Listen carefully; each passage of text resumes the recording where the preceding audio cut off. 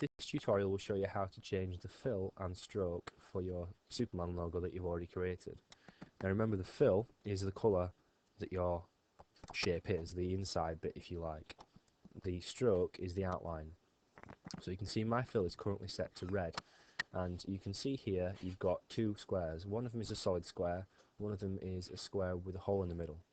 The solid square is the fill, the one with the hole is the stroke. So I can change the fill colour by just double clicking that and choosing pretty much any colour I want to use. When I press OK, you'll see it will apply that. You could also use a gradient, and to use a gradient, if you select it from over here, choose the type of gradient you want to use, so radial or linear. Radial goes from the centre out or from the outside in. Linear goes top to bottom, left to right, etc.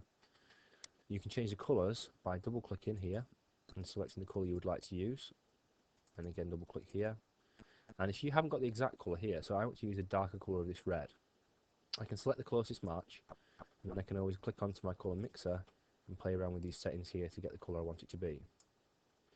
Once you're happy with that, you can just click off to deselect, or if you want to change the stroke, you can click onto the stroke and you can do the same again. So if you double click that, you can choose what you want your stroke to be. So you could have a black stroke, for example, and if you want to do up the thickness, your thickness is just here. So you can change the thickness of your stroke, and you can also change the type of stroke as well. So you can have it so that it tapers off. You could have different shapes for different effects. Uniform will take you back to the start.